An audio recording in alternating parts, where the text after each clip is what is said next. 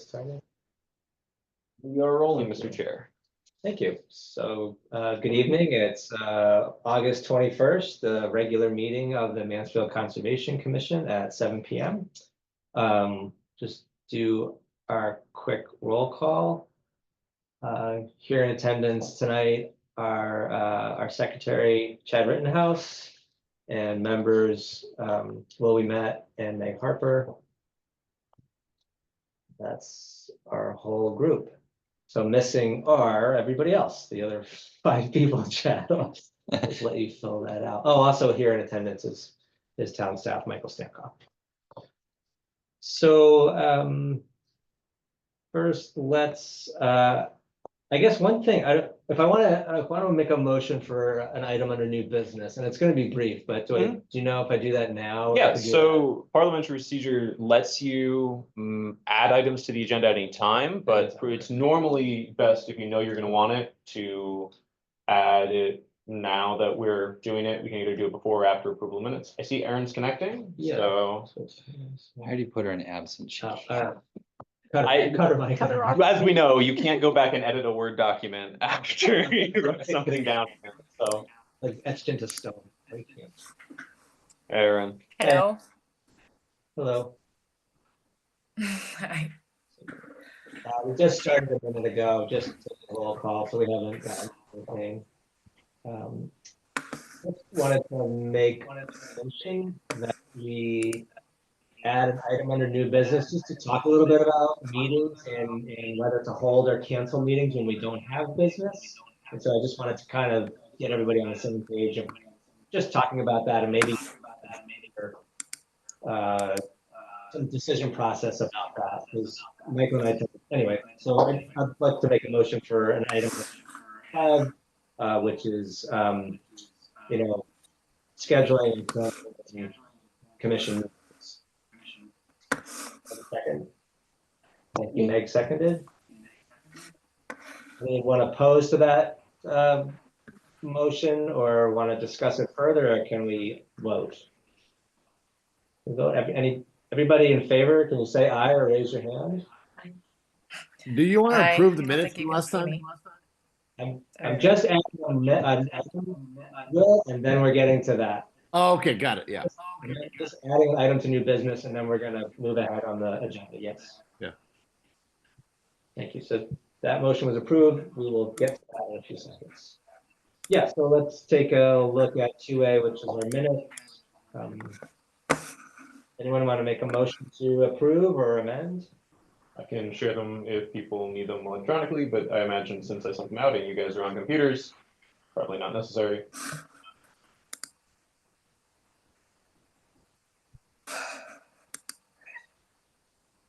What do we want Chad to change?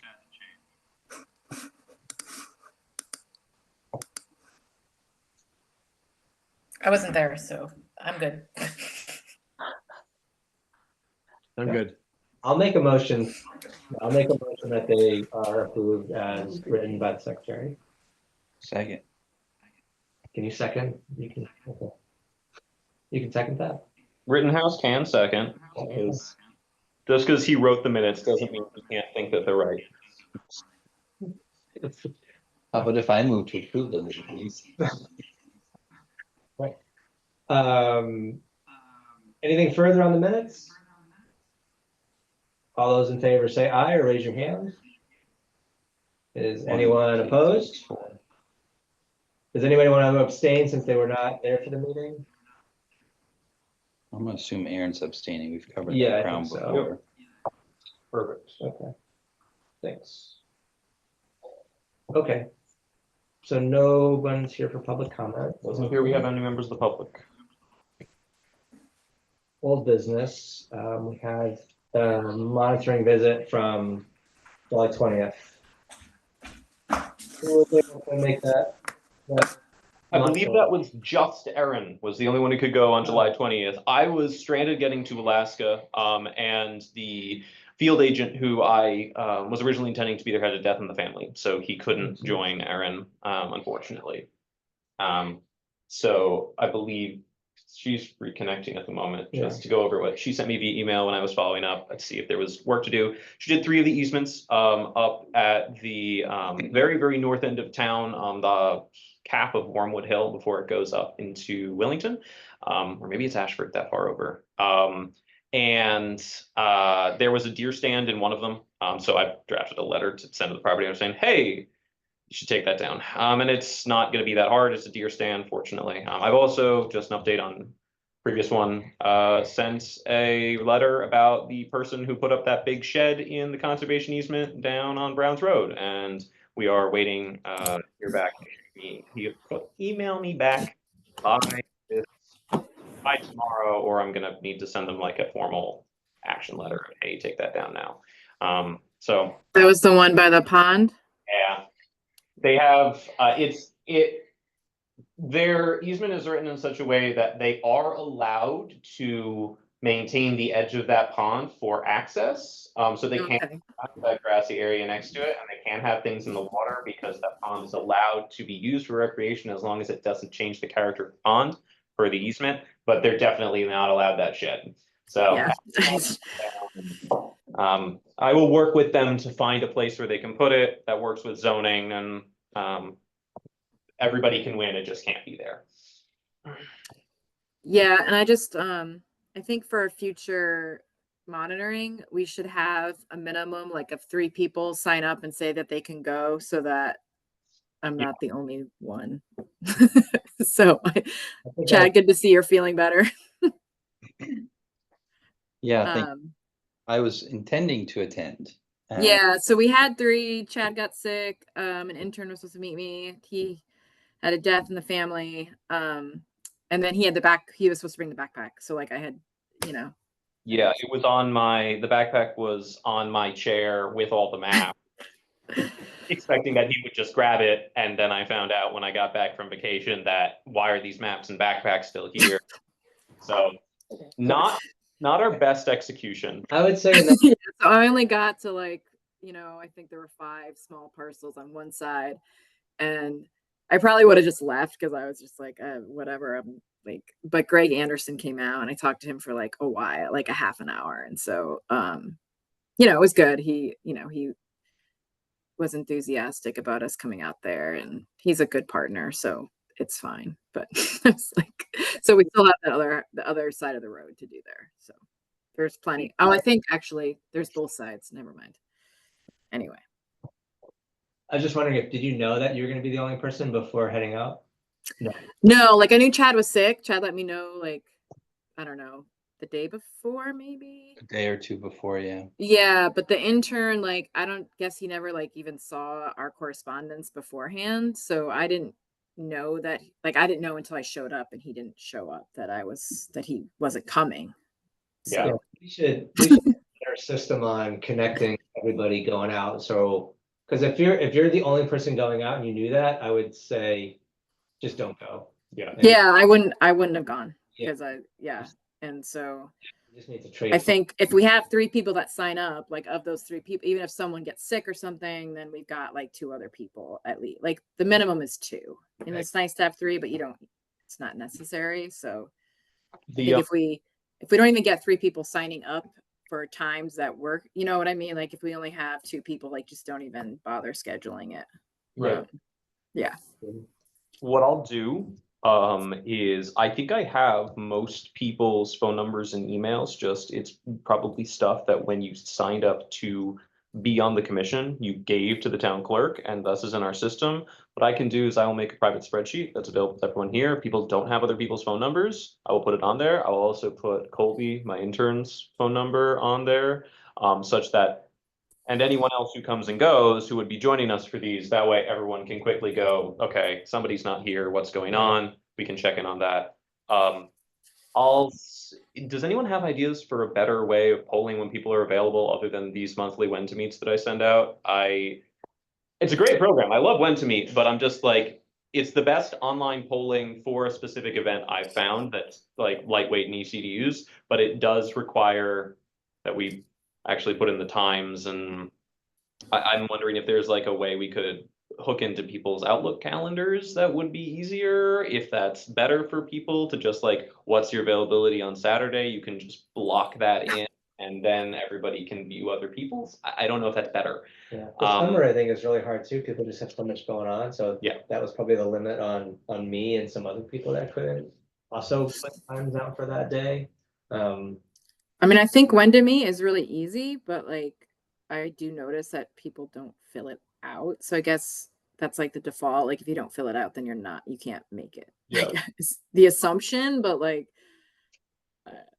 I don't know. It's pretty easy, but I will say this commission does a lot better than some of my others, where I send out the Wednesday and then people email me back their availability. So the people who are going do respond.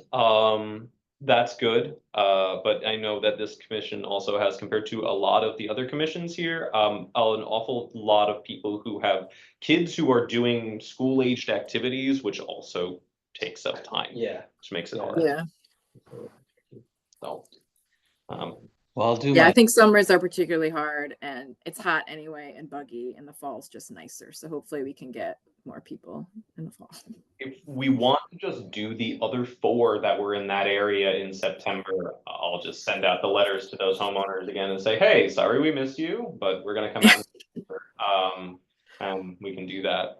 I'll just check every Saturday and Sunday in September and see Yeah. what works. Do you want to send us a way to meet? for Yep. that? And I will send you.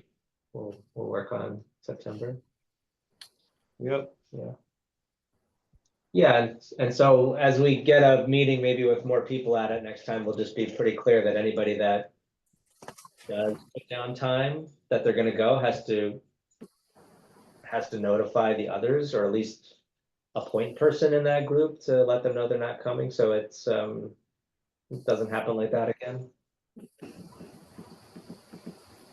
But thank you for getting as much done as you could, Erin. Sure.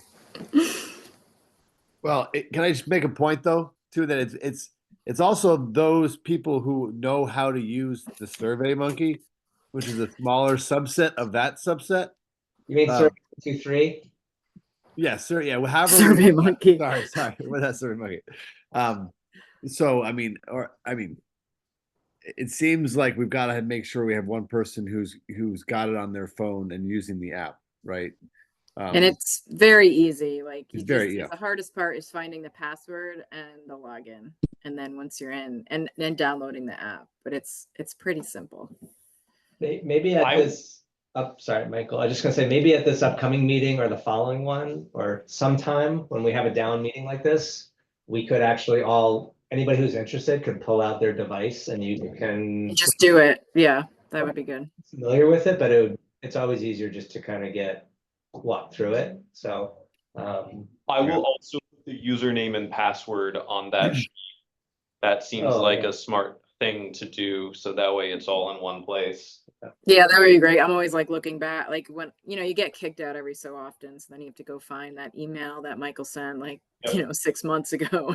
Yeah, that would be How helpful. often they make me change the password, so. Yeah. Yeah, that sounds good. Cool. See, our next meeting will potentially be the 18th, so yeah, we might go out before that, we might go out after that. Maybe we can talk about using Survey 123 on our devices at that next meeting. Sounds good. Anything else on that visit, Erin, Michael mentioned the deer stand, and that was maybe it so far? And There was, like Greg did tell me that one of the neighbors, like the back easement where I noted a road, I think that they have been using ATVs there. So that was the only other issue. Okay. Did you see that, Michael, in my notes that there was a road, like I took a picture, I think, of it. I didn't, but the computer interface of that is really bad, so I'll look again and send that neighbor a letter. Okay. I got caught up in all the pictures of the Barbary, which was, God, there's so much Barbary everywhere in this town. This town does seem to have a lot. Yeah. Yeah, I'll get over that. That sounded more aggressive than I meant.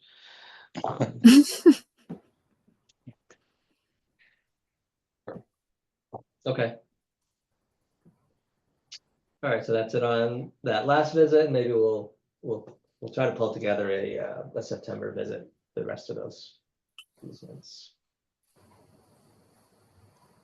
For new business, there's nothing here, but Aaron, I think you were on. I just wanted to add I added an item which is like just talking about for a while when we were not having any business, like town business, I was just canceling meetings.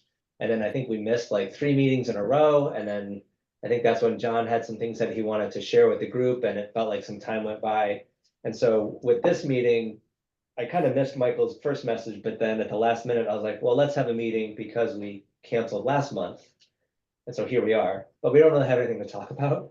And so for the sake of our time and, Michael's here and doesn't really need to be here because we don't have pressing business. I guess one thing I'm thinking is like, if we do have a cancellation 1 month, we try to hold a meeting like this, or another option in terms of deciding whether to cancel or not is, I talked to Michael and he says, we have no business. Do you want to hold a meeting? If I don't see a reason to hold a meeting, I could email some of you or all of you and say, does anybody have something that they want to talk about at the meeting? And if you don't, then we feel like the meeting could be canceled. I like seeing you all, so it's not like I don't want to have these meetings, but I just want to be cognizant of people's time and, trying to get here and stuff like that. And if you guys have any thoughts about What that. are the rules again about emailing people in the commission? So you can, okay, In other The- words, you're violating a public meeting by emailing us. no, you're not violating a public meeting by emailing. Can't discuss. You can't discuss any sort of business. And you should always assume that any of your communications, if you do email each other, could be, they could fall under Freedom of Information Act. Which is why I do recommend having a separate email that you use for this. It's just easier to say, this is my FOIA-able email. But in general, if you just want to send a message to the group, it's often just easiest to just send it to me and then I will just blast it out to everyone. Because there's no rules about what staff can do or anything. The important thing is that if you have business on the agenda, you don't discuss it outside of that. There would be nothing wrong with Michael saying, does anybody have anything to put on the agenda? And then somebody piping up. But then if we started discussing, no, we shouldn't do that because we're doing this, don't do that. Yell at each other at the meeting. We're not doing enough yelling, according to Michael. So There's enough yelling in other parts of this town. That's reasonable. Yeah. I really do. We can also hold them on Zoom if there's not like anything pressing. We can go entirely to Zooming. I know people like being in person, Yeah. but if it's just a check-in, we can just go entirely on Zoom. It's up to you guys.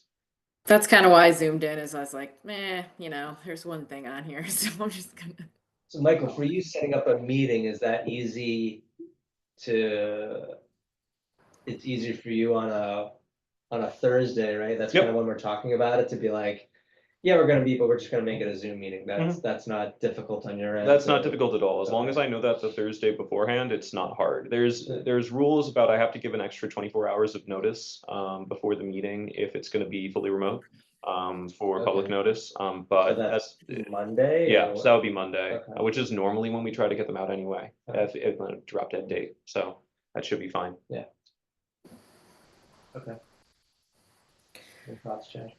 No, just want to make sure that I'm following. And so if there's no new business on the agenda, email goes out to say amongst commission members, say, hey, anybody have an item? If someone says yes, we don't have a regular Wednesday meeting, it gets bumped to Thursday. I'm curious where Thursday came. No, sorry, the Thursday beforehand. Prior Thursday Prior beforehand. week Oh, for is notice. when I organize Okay, all of the okay. agendas. Yeah, sorry. So, Okay, I was like, holy cow. Okay, so Thursday before is Yeah, so- when decisions, the conversations are starting. Yes. Okay, yeah, he and I have figured out, let's talk that week prior about the agenda, about meeting, and to kind of make sure Okay. he can get that out in time to the public. So, okay. sorry, that really. I like that idea, Michael, of just sending around an email if we don't have any new business and just checking in with us to ask if we have anything and then make a decision. I think that's helpful. Okay. My part two was, and I've had this happen to me a few times, is I'm driving here And I'm like, it's not a big meeting. There's not big stuff on the meeting. It's August, right? I'm like, I wonder who's gonna show up. And so another thought, I had, you guys are all here, so it doesn't apply to you, but if a commissioner can't come, to email Michael or myself that we can't come. And then otherwise. So no one told you tonight that they couldn't come? Not to me anyway. I'd like to Hypothetically, get a sense of like, are we gonna have a quorum at least, right? So I thought people were doing that, but I guess. no, it hasn't been codified. actually, they haven't been. You know, quorum is really important for meetings like PCC, where we're acting on business. And it's important for all our meetings. Hypothetically, people miss a certain number of meetings without telling us, they're not in good standing, and you have a reason to remove them from the commission. But I can start sending around a roll call check at the same time on the previous week when I normally check with you. I'll send out my normal Monday email to you. All right, what do you got? Here's what I got. And then I'll send a email to the commission of who's gonna. Yeah, that could be good, kind of just make that all one thing the week before. That gives people time to kind of think through their schedule. That would be good. Yeah, I'd just like to have a sense. And right, we're not, I mean, unless we're getting into things that are time sensitive on applications, like we can always table a lot of our motions to a following meeting, but as the moratorium ends and we get back into reviewing stuff, we probably want to be clear that we have a quorum or not, for some stuff. Speaking, I know this is a little off topic, but speaking of that, was there a public meeting on Monday about the moratorium? Yes, there was a public meeting on Monday about the moratorium. The moratorium has been extended through December. So we did a 4-month extension. The moratorium does not end September. It's been pushed to the end of the year because we have had continuing public feedback on certain elements of the PHDD, and we are continuing to try to improve the clarity on what type of housing goes where under the zones, and really the future land use map has come much more into consideration, but nobody actually knows what the future land use map is unless you're a planner. So we've had to do some public education on what this document is, what it means, when it was created, and where we've been refining our regulations to require more clarity from applicants about how their plans will be designed at the first phase, before we even get into the stormwater management stuff that wetlands would send to you.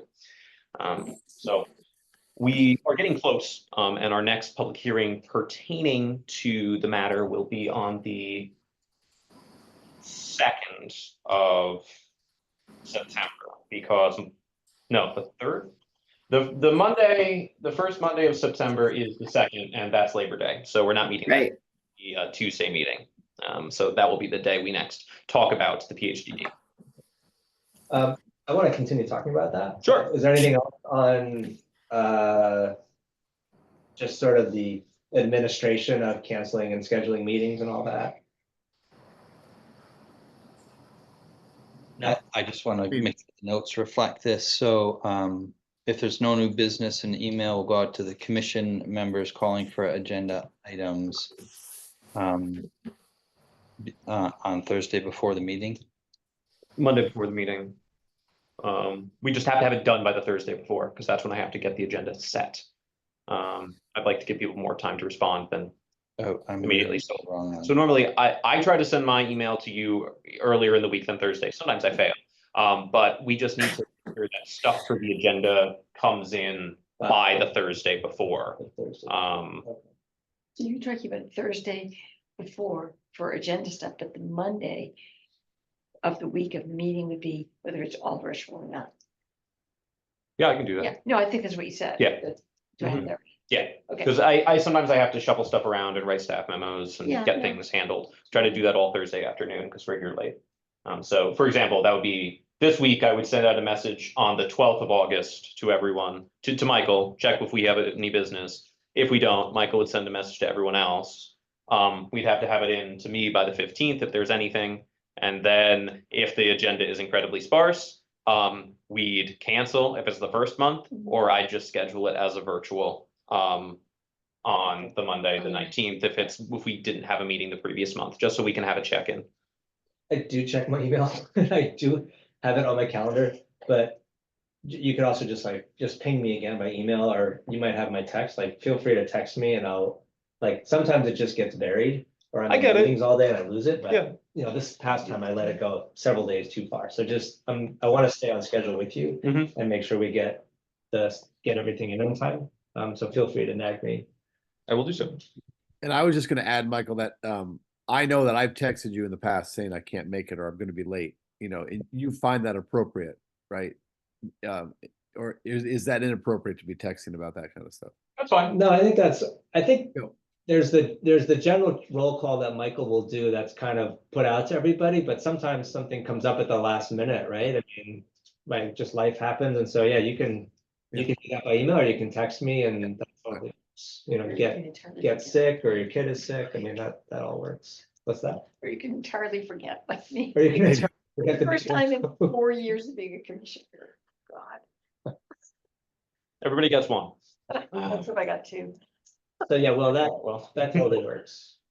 Good, because I'll keep doing it. I mean, like, Well, I won't consider it block this you, way. all right? Consider it this way. If someone does a Freedom of Information Act on everyone's texts with each other pertaining to the meeting, and they see you said, I'm gonna be late, there's no lawsuit there. Right? Like, there's no information kept from the public by you saying, I'm gonna be late. If you say, I'm gonna be late, I'm gonna vote this way, and I've already decided, don't do that. Don't do that. You all better. Vote no on 64. No, just kidding. Right, exactly. Don't do that. Don't put that in writing. Yeah. Come into the meeting and say it. Don't discuss your bribes and texts, Will, okay? They're gratuities according to the Supreme Court. Okay. That was great. Thank you very much. I feel like that's a good system going forward on kind of understanding what we'll do and then who will be here for quorums. So it's excellent. Yeah, so I have not been paying attention this summer. That's very interesting that the moratorium's been pushed till December. Mhm. For the sake of just having something on the agenda, do we want to make a quick motion to discuss planning and zoning matters and add it to the agenda under new business? Oh, yeah, I was gonna put it under communications. That Yeah, also sure. works. We could just put it under Yeah, communications. you were communicating the update. Absolutely. Okay. So, yes. That's where I stuck it, but do we want to make sure we do reports? That would be the next agenda item Yeah. before jumping into Sure. further communications and Can I add one more point? Sorry to go back to that kind of committee business thing. What I find frustrating sometimes is like the realization that an important event will be discussed at an agenda. Can we say things in that email before about, are we all going to be there, saying, hey guys, and there's a big item to look at in the agenda? Because sometimes we need reminders that this is going to be one of the ones where there's a 200-page report to look through. And if you look at the night before, you might not have enough time. Like, I think, are we allowed to do that? Like nudging about what's going to be discussed? Reminder, or Michael can set that reminder in that email of, hey, there's going to be something big. We should probably try to reduce cross-commissioner communication about, hey, this is really big, because then it starts to get opaque on what does everybody mean? Is this ex parte communication? If you ever have any questions about, hey, can you remind everybody, just send it to me, and then I will send it to everyone, and there is no question. And Will, that's a really good point. I think It is. bringing it up is important, but maybe just remove the adjectives like big or important, Sure. horrible. I know that there's been comments before. I remember John bringing this up saying like, how do we got the agenda like 2 days before and it had a 400-page report in it.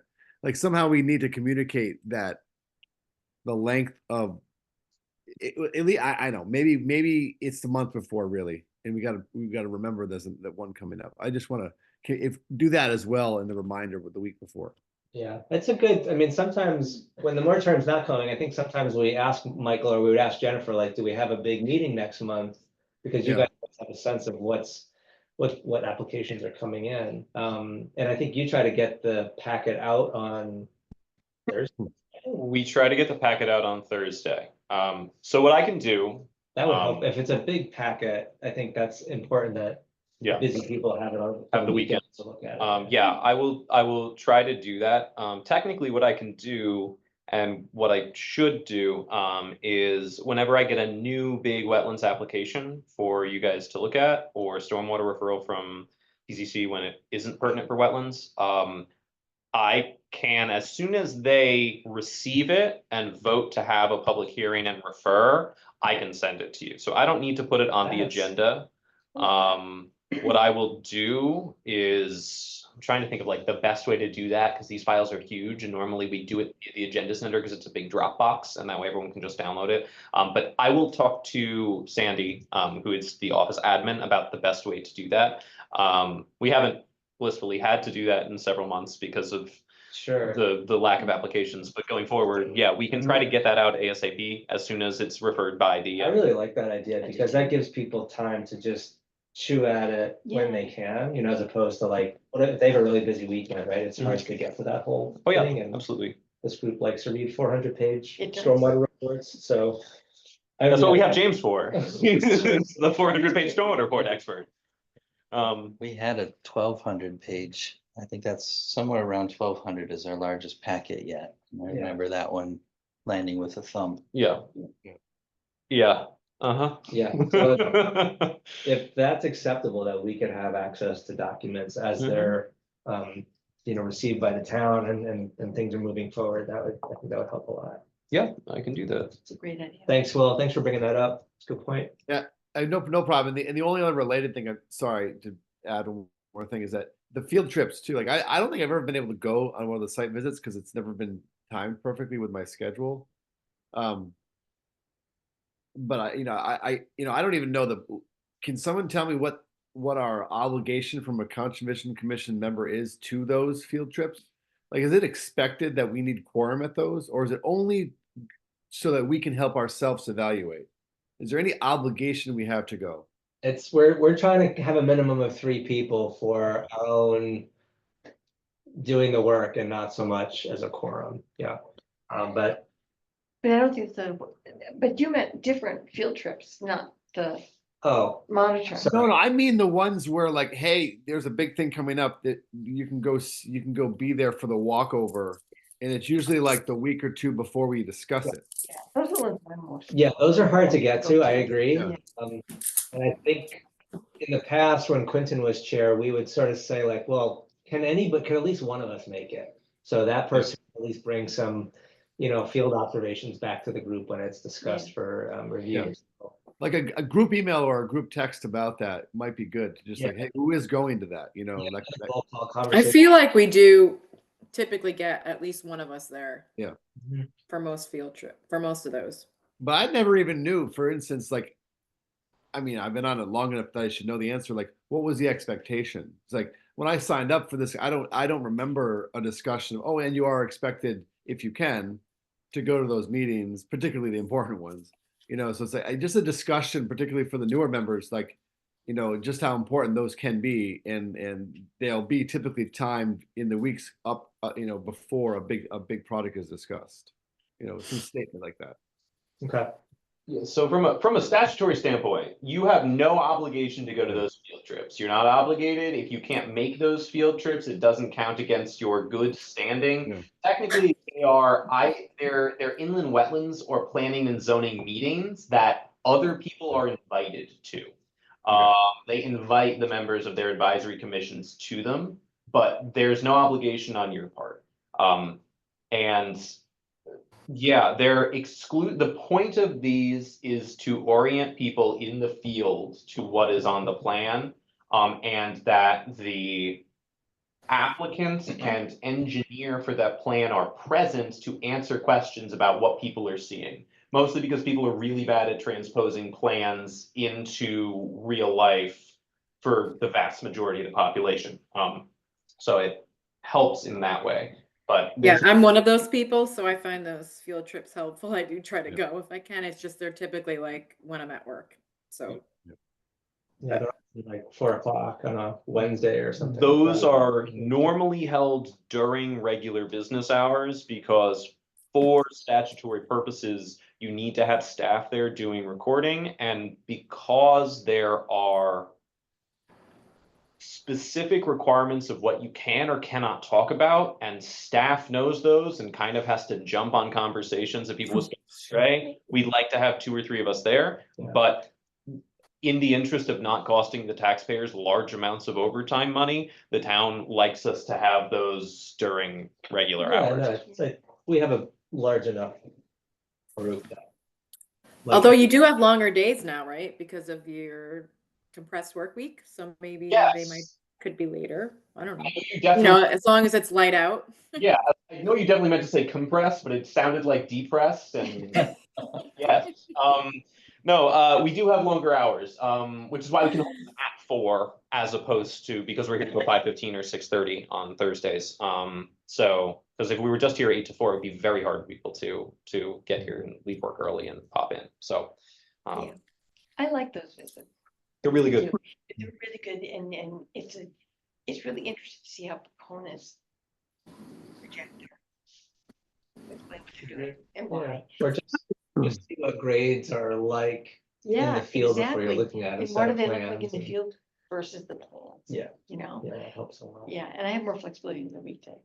You know, to do those, I like those. Yeah, so that's good. So we can have a bit of a, you know, either a roll call from Michael, or, you know, I can put a better foot forward on just trying to check in and see who's gonna get to those as well, or how our quorum is gonna be for certain meetings. And yeah. That's good. If more stuff like this comes up in terms of our kind of internal communication and check-in, I'd say let's kind of keep talking about it, because it makes it a better process. And then once we get busy again, that'll help us. And one last thing I'd say, Mike, which is a little disconnected. There was one meeting last year where we had like 2 big packets on the agenda. And we might have already talked about this, but that was a pretty heavy lift for everybody. And so I'd say if we're gonna get like 2 subdivision applications, or if the town is, like, maybe we need 2 meetings instead of like 1 regular meeting with both of those projects. We can always call a special meeting. We try to keep it on the same weekday and time. Another week, much easier for room scheduling to find something on a Wednesday, Yeah, 2nd and 4th Wednesday around the 3rd. I'm more than happy to do that. If there's a gigantic meeting, I will now in the future forewarn you. And then we can split it up over 2 meetings. that second item, I think we were pretty brain dead on Yeah, whatever it was. Yeah.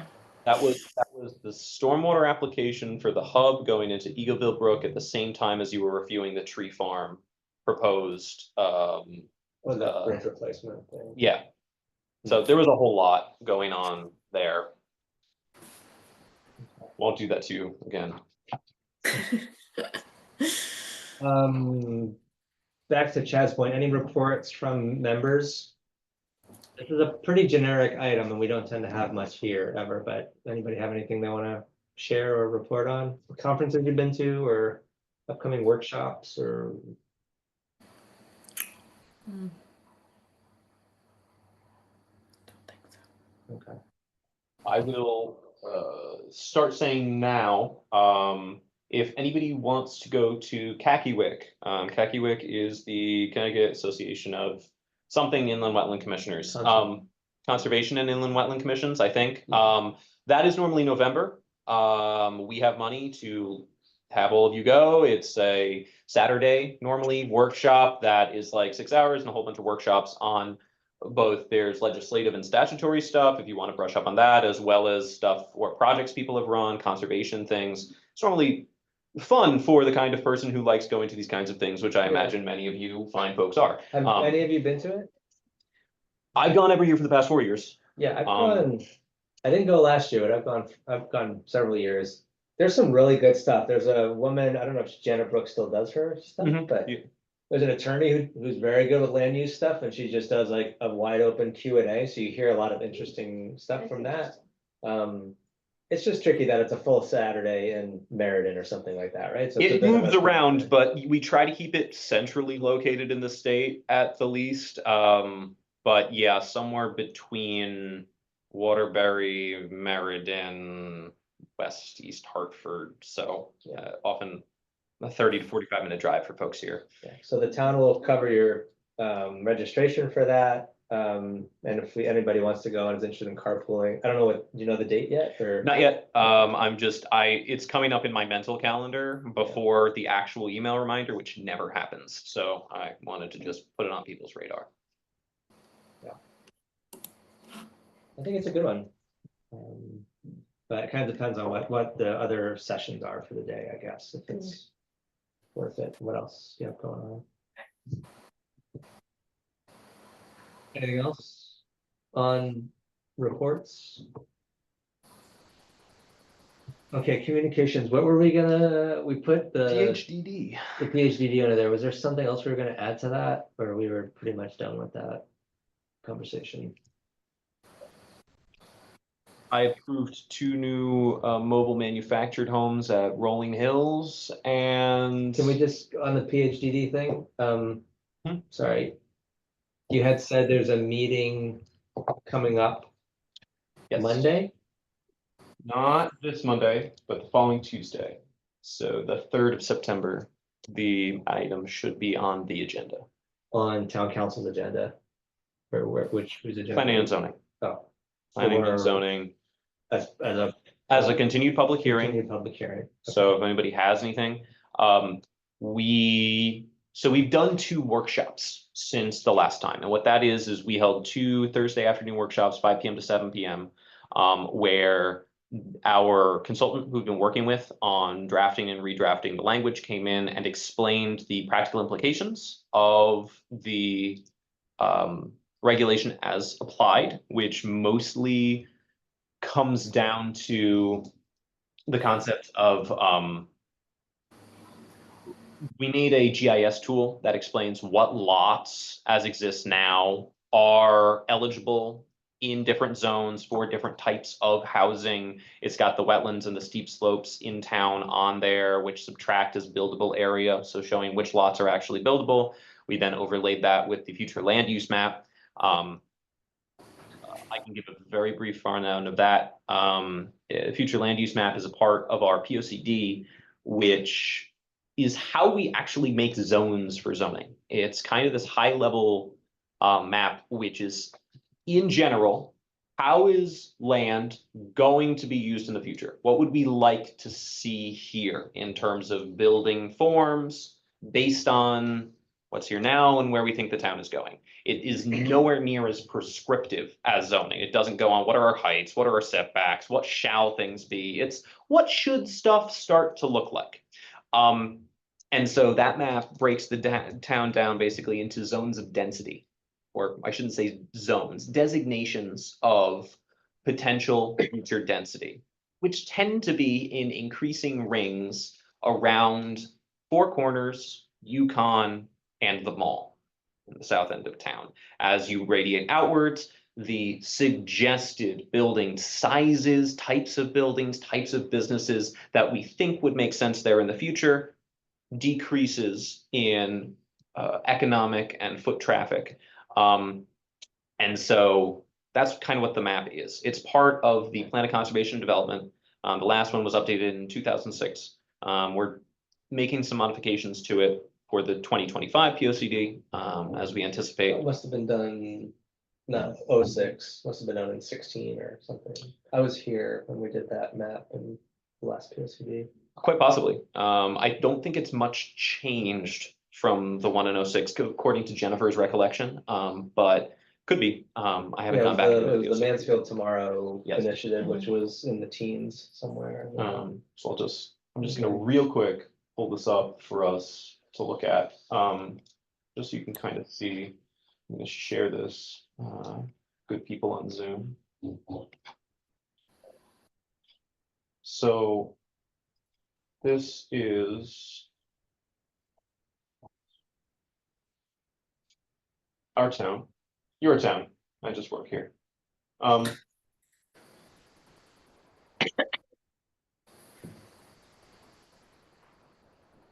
So future land use map is very uncompressed, so it takes a minute to come up. But the idea behind how the PhDD is kind of evolving is that you need to be in zones where it says we would expect to see and want to see denser housing in order to land denser housing types as a zone to develop on.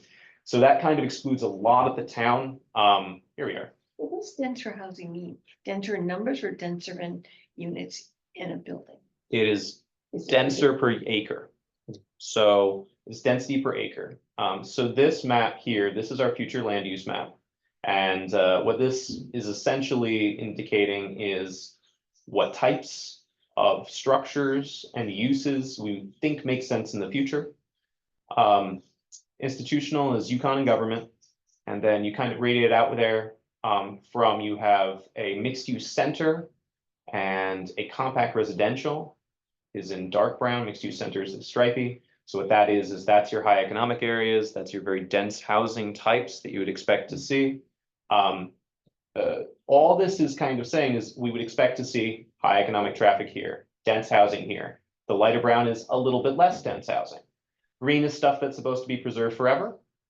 Yellow is stuff that's a little bit denser than the pale brown here, which is kind of our rural, residential, forestry, agriculture. This is Spring Hill Village, Mansfield Center Village. Those are areas that we would expect to have a bit more economic activity in.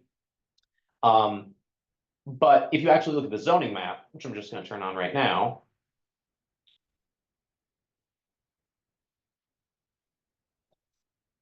You'll see that that's not a perfect overlay.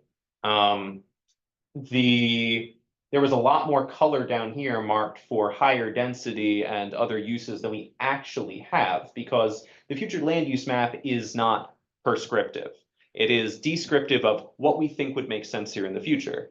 It is also pro-development. I mean, that's the difference here, is that that map was made under a planning and zoning department that was, in our view at the time, pushing, or the balance of conservation and development was a little bit out of balance So in that map. for this map, which we'll go back to, I think it should go over the top. I've been trying to get this thing compressed for ages. Is that something that gets updated with the Yep. new POCD work? They'll update the future land use map? Yep, I'm actually already in the process of updating the future land use map for the POCD. I'm adding a little bit more gradation. But yeah, your input as the Conservation Commission will be anticipated and expected. So all of these areas are, you can't even start talking about getting a multifamily residential, which is those big developments, if you're in the Pale area. It's a non-starter. It's not allowed in those regions. You have to go less dense. You can't have the most dense stuff. And so we're using this map because it informs where the community thinks it would even make sense to have density in the first place. Then we start going to the zone, which is the site specifics of, does it make sense to do that specific thing here? If we said maybe it's sensible to have it there in the future. So this map has become very important. Nobody knew about this map until we started talking about it, because nobody reads the POCD, except for you, who was around when it was crafted, and you go, oh yeah, that map. It's referenced a lot to substantiate development decisions. It's like, Right. well, this was an area identified in the future land use map and the POCD, and so then I started to understand, like, oh, these instruments have sort of import as you go in the future. Right. So we've been working on figuring out exactly where it makes sense to have these areas in POCD. We have trimmed back certain areas. We're thinking about whether or not we're going to be adding a little bit more distinction in our future land use types to add a little bit more ability to smooth out density and create some sort of a balance between going from rural, residential, and forestry into compact residential being immediately adjacent to each other in terms of the patterns of development that are here. This is already much denser how it's developed than out over here, but they're listed on this map as the same. Does that make sense? Do we want to see rural and forestry in this area? Maybe not. Those are the questions that we will answer as we update the POCD, which is something that I was mentioning to Meg before the meeting. I hope to begin bringing things to you for the POCD update this coming month. So specifically, I'm going to start with the chapters that are pertinent to your charge. Those chapters have descriptions and they also have goals and actions that we should be doing. I would very much appreciate if everybody will, when I send those out, take a read through of those and then think, is there anything that needs to change? Do these actions still make sense? Are there things that should be updated, things that we should call new attention to? Do we inadequately address matters pertaining to climate change? Because we're going to be doing a climate resiliency and vulnerability assessment with this new POCD. Are there things we need to focus on that we should specifically answer in here? So that's going to be really important to do. And then as we move forward on the future land use map, that will also come to you. Can I ask you a question on the future land use map? And let's look at Four Corners, for example, where the most stuff is going on right now. So are the currently approved and actually under construction like the standard? And then there's, I forget what the one that's behind Toast is gonna be called. Is the stripiness here or the future land use, does that take into account those already approved projects or under construction projects? So How does that influence it? Because I mean, there's my property, but now it's not You're PB2 anymore, here, right? Yeah, yes. so that's now all commercial.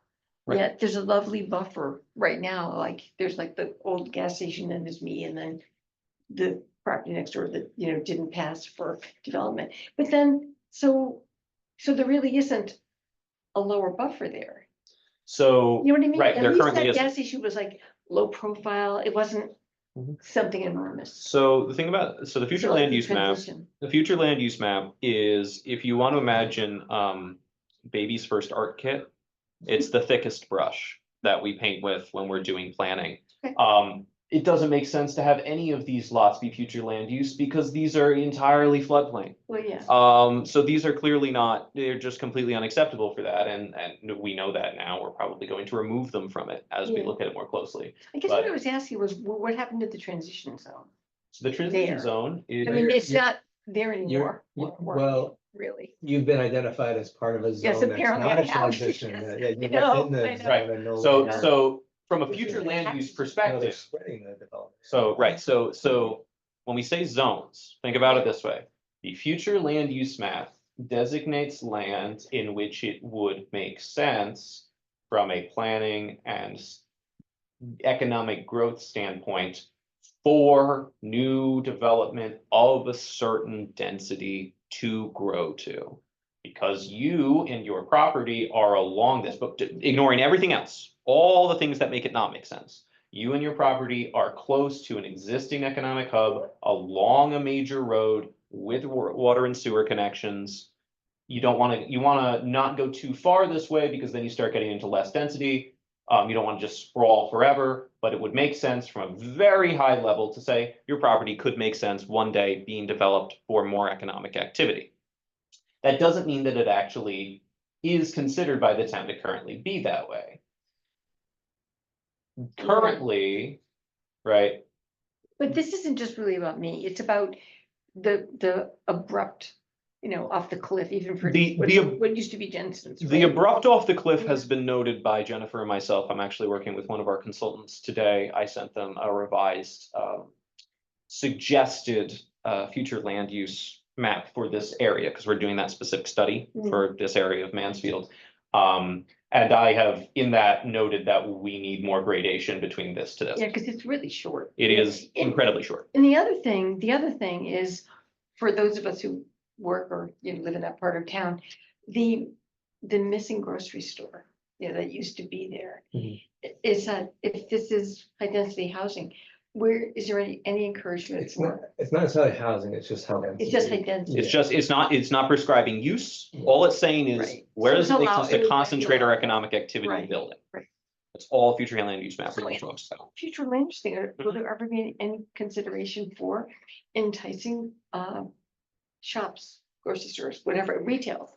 That you is, again, not the point of the future land use map. The point of the future land use map is to say, where would it broadly make sense for Gotcha. economic activity to happen? Zoning becomes, how do we target each individual plot in an area give it regulations for the type of building we want. And then that works with economic development in order to bring those businesses in, Yeah. build regulations that make sense for now.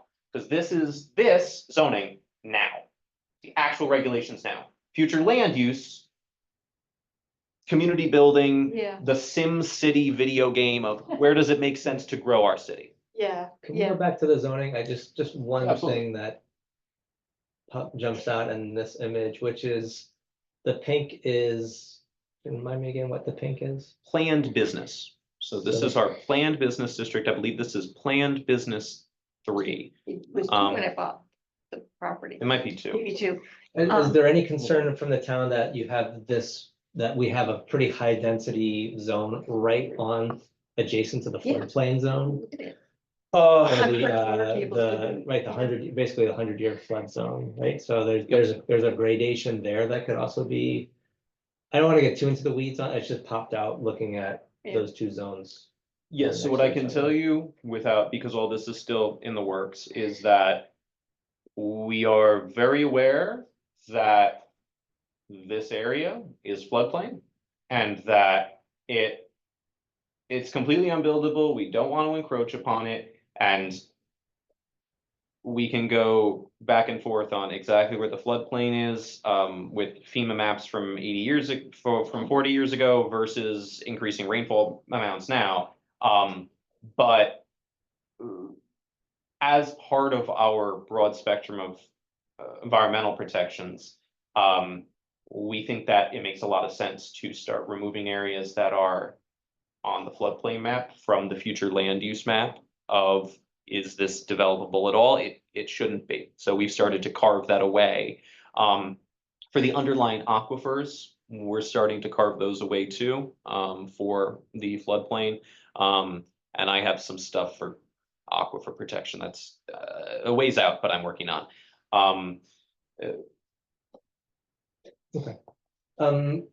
The PhDD is being worked on in zoning. Is the rest of our zoning also being updated, or we're just, that's not quite the When you scope of those say projects? the rest of our zoning, what are you asking about specifically? Because zoning, it's like a many 100-page document. Right, Um, so I'm just curious if we update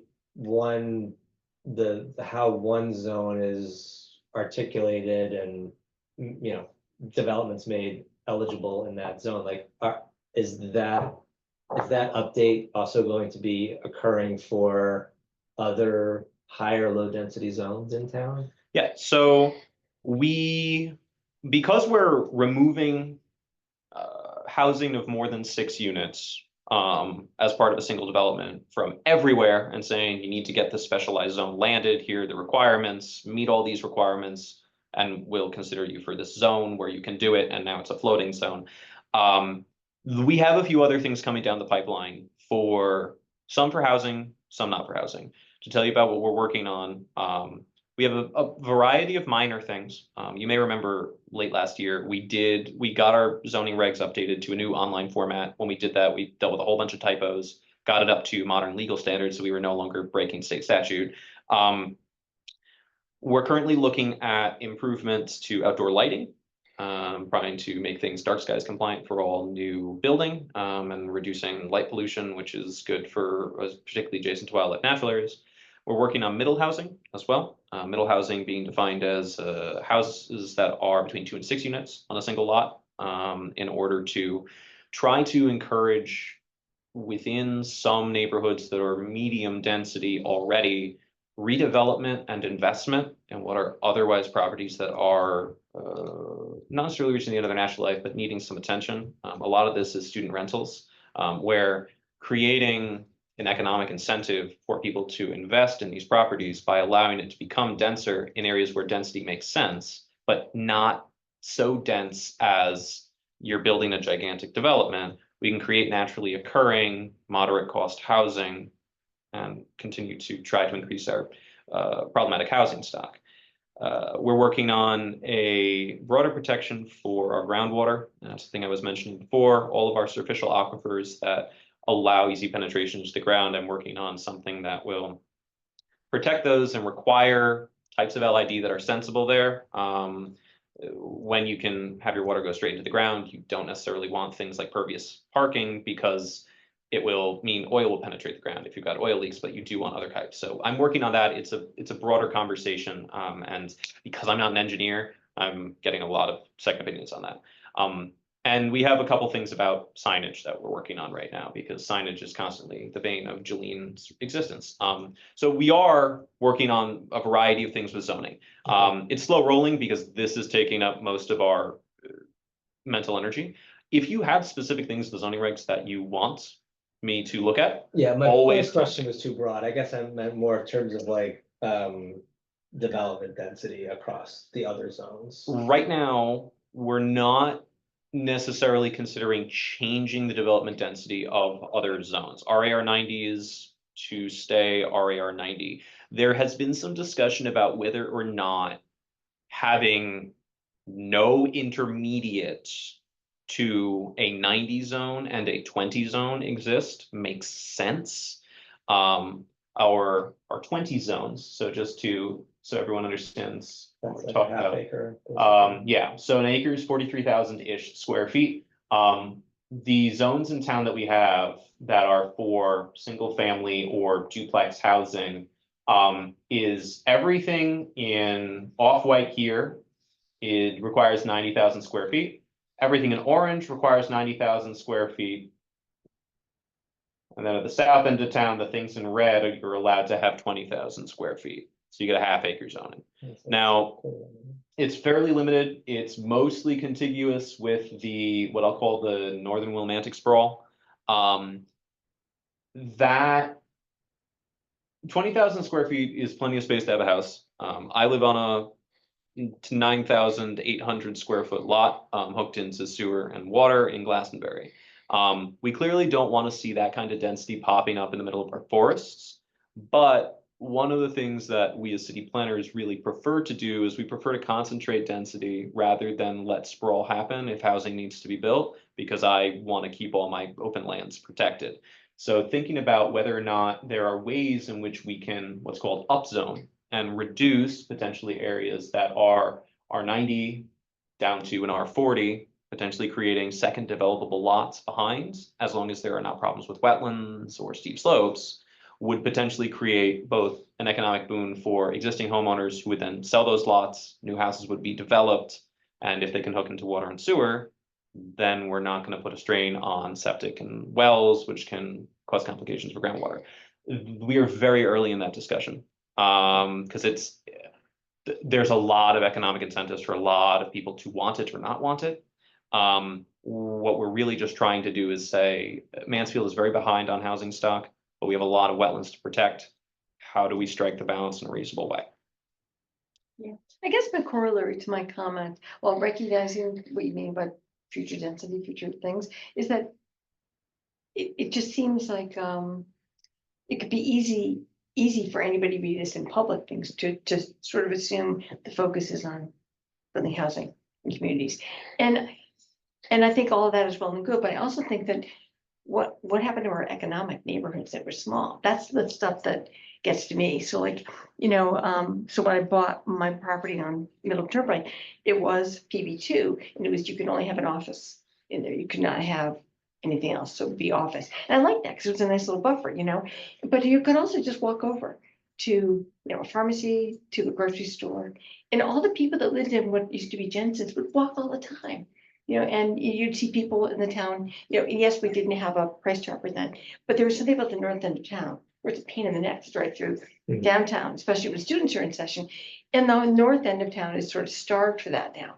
And I would rather see, yes, more dense housing in certain places, if done in a compatible way, to actually make a neighborhood that isn't just all students. Mhm. There are other places to go, and I think that's just as important to people in new houses and density than just the houses and density. Absolutely. Walkability of our communities is always at the forefront of our mind.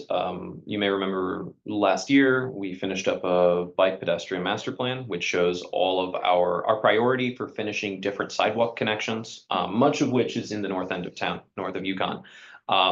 We are aware of the fact that it is a slight food desert, just in terms of the fact that there isn't a good grocery in that area. Um, that's a hard one. It's not something the town can fix. I know, but can it be encouraged as on balance? We can, I mean, it's an allowed More use, humans. right? It's allowed in that use. Many people, I think, would be very happy if the Dollar Tree was a small independent grocery used to be. store. That's the thing, But, Yeah. 3 times the size, yeah. but the issue, of course, with that is the economics of that is very hard right now. I know. We're definitely amenable to that. We want to see that. And we acknowledge that things are less than perfect there. People feel like the area is forgotten, and it's just being developed to high heaven. Yeah. Something else that you said, we were talking about neighborhood areas. One of the things we are actually doing, is we're trying to make our zones. We're trying to make less zones. So Mansfield has 21 different zones. That's really high on average. And we don't, in our opinion of the department, necessarily need that many zones to communicate what needs to be done. It just makes our regulations longer and complicated. We're likely going to be merging down. We have a business zone and then 2 neighborhood business zones and 5 planned business zones. We're going to be consolidating those down into probably 2, which will be about where does it make sense to have dense business? Where does it make sense to have less dense What were the business? property tax implications?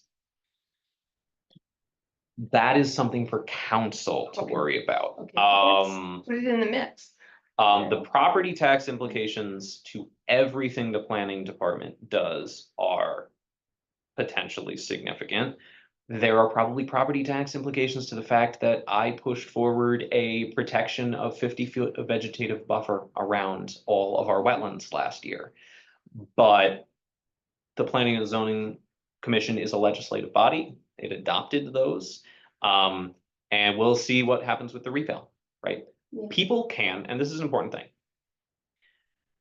The town rarely rezones people's property and then doesn't let them zone change them into anything else, right?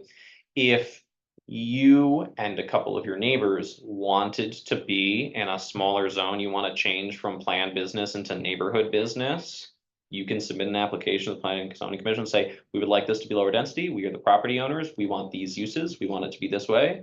You can do that. If you're the property owners, ultimately, you have ultimate power over your property to submit an application to it. Then it becomes a question of, does it make sense for you to want that? Look at the future land use map. Mixed use center. Is your request for less density, but a business use applicable with that? Then there's a debate, right? Yeah, but that's where it gets. Political. It just gets a little, because then the future land use map kind of becomes the arbiter of, is that a selling application or not? And there's a little bit of, I would say, like subjectivity in that plan. And I mean, somebody had to create that, right? Somebody had to make some decisions about those floodplain parcels being in that high density. And so I guess does a property owner have more legs to stand on than just whether or not the future land use map aligns with their preferred use and density? Yeah, it's just, I mean, the future land use map is meant to give property owners flexibility in terms of developing their property. If you want to conserve your property, you have ultimate power to conserve it. You just don't change anything to do with it. If you and your neighbors are worried about what happens to the successors of property you own and what will eventually happen with that, then you come in for a collective zone change and say, we want to do this with our properties. We want to make this thing. It may become a bigger conversation about visioning and what we want to do with that. The future land use map is not some high judge which says, it doesn't correspond with the future land use map. We're not going to let you do that in the future. But we are using it as a backstop for preventing sprawling development in areas that aren't supposed to be developed with the PHTD. Yeah. So you always have very good questions on like, but what if people don't do it that way. And to that, I can always just say, I mean, ultimately, like if people just don't engage with the system, it falls apart. How often is the future land use map updated? Every 10 years, plan of conservation development. Okay, so we're right in the opportunity to Yep. be doing that. It's the perfect time for us to do it. It's the perfect time to be talking about it. I'll send you a So- copy. Yeah, so we'll get some stuff for the next meeting to look at Yep. before we meet. That's great. So It's a good time to work on it while the moratorium is going. absolutely is. Yeah. Got 4 solid meetings to go before the moratorium ends, and you can already be ready to hit the ground running on. You want special meetings, I'll schedule them for you. There's math. But no, you have, this is the perfect time to be doing this stuff. Yeah, that's good. So All right, well, I know we wanted to make this a short meeting, but that was a really good update. And well, it wasn't on my radar that we get to be working on that this fall, so that's exciting. Oh, but you were talking about some of your agent approvals, yes, just a couple of, I've had a couple small agent approvals that I've done. Rolling Hills, which is the mobile manufactured home, very near where Meg's office is. They're putting in 2 new manufactured homes.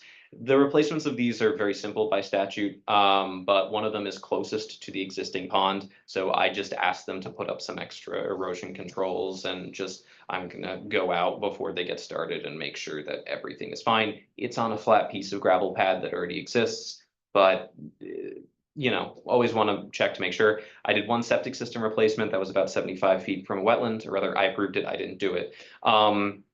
And that's really all that I've done in the last month.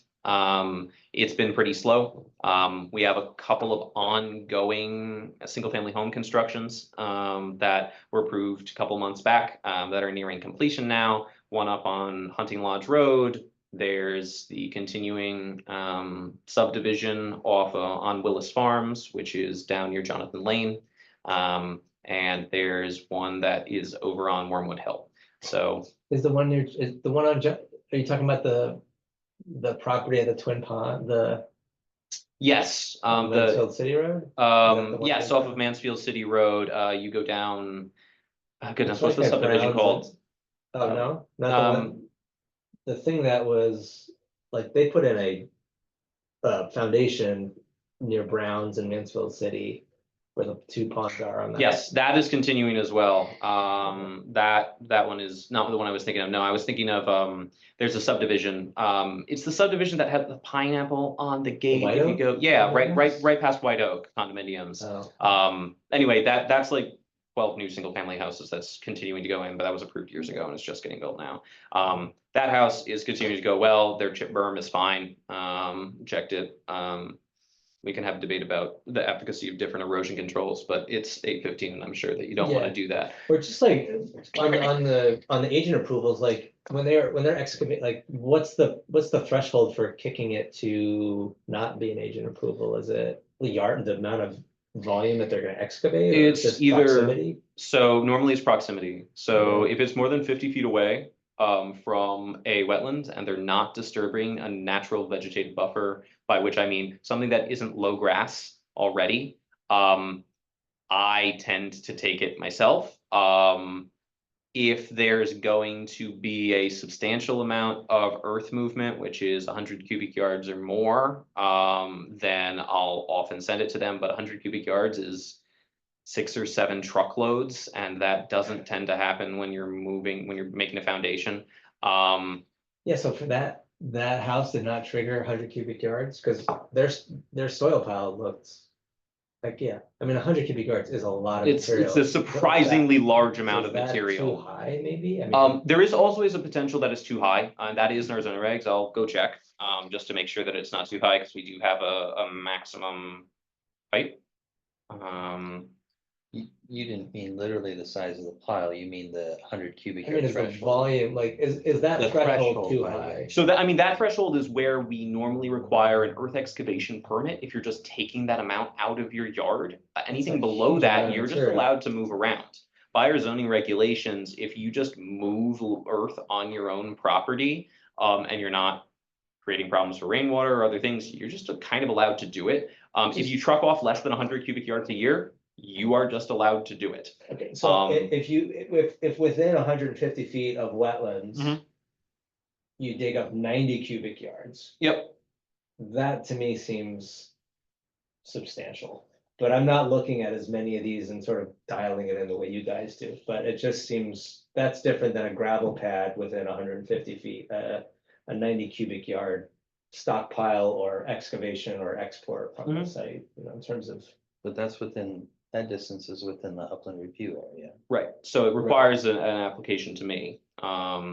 And so for a situation like that, normally what I look for is what's our relationship to the wetlands in terms of how's water gonna flow, right? Where are we doing our erosion controls?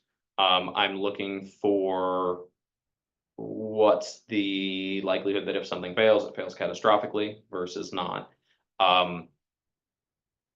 The wetlands protections. You review it, but I'm not complaining, but you review it and provide all the guidance and we don't, and the IWA doesn't, right? That's correct. Okay. So I kick things that are closer than 50 feet to the IWA in most circumstances. Not much is. The only times I've done something that it isn't is generally I don't kick septic replacements to the IWA because when they need to get done, they need to get done. I try to get the contractor to move them to as far away as possible as is workable. Unfortunately, when you do something like build a house on a river shoulder, there's only so much you can do. Other things I tend to handle, even when they're closer than 50 feet, is small improvements.